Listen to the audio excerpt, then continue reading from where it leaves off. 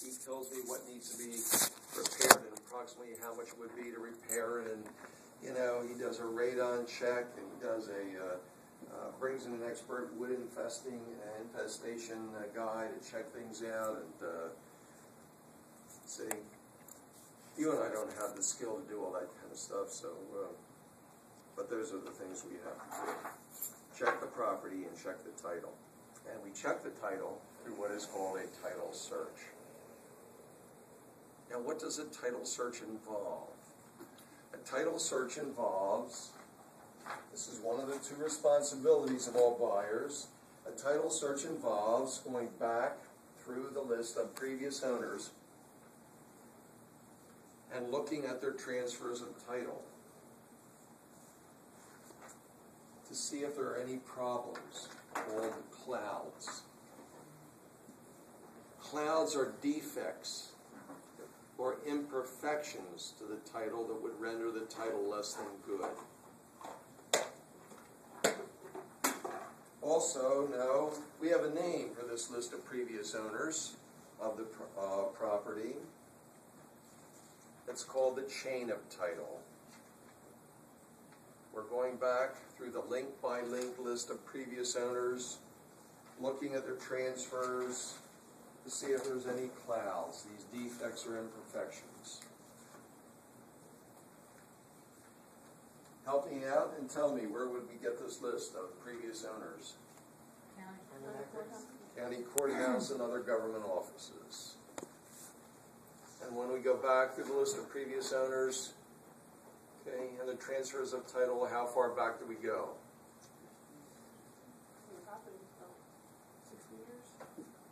So the property was sold? Okay. Well, that going back to William Penn. See? So, I mean, many classes have told me when I get to this point in the class, go back to the beginning. And I ask, where is the beginning? Is it William Penn, or is it the King of England? I mean, the Olympics are over. Did you know London is the only town, okay, that has had the Olympics 3 times? It's the only town that's ever done that. Okay, 3 times. 1908, 1948, and this year. Okay, so they just broke the record. So, I don't know, we learned the story of Pennsylvania, didn't we, earlier? The King of England owed William Penn's father a debt and agreed to pay off the debt by giving William Penn and his father Pennsylvania. Mm-hmm. I mean, that was the story behind Pennsylvania, to give the colony to pay off this debt he owed William Penn's father. And our founding father, by the way, I don't know if you know this, our founding father, William Penn, only lived in Pennsylvania for 2 years. The rest of his life was in London, or England, not always in London, but when I was over in London 8 years ago, I went to see, they have a lot of the tombs of these famous people that died. And here's the thing that just blew me away about the big church in London called Westminster Abbey, where William and Kate got married. Westminster Abbey.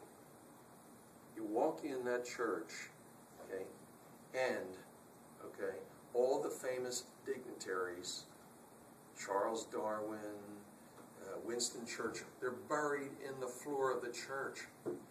You're walking on their gravestones when you walk in that church. It's unbelievable. And they've got the tombs and of some of the kings and queens, and they're in the church, though, above ground. It's just amazing. Okay? So I thought William Penn would be in there, but he wasn't. He's buried. I didn't get to see his burial site. I saw Shakespeare's, though. He's buried at a place called Stratford-on-Avon here. So, but anyway, in case you don't know this little bit of history, our founding father, William Penn, when he died penniless. And Pennsylvania has been broke ever since. I swear that's the truth. Well, anyway, We go back to William Penn? No.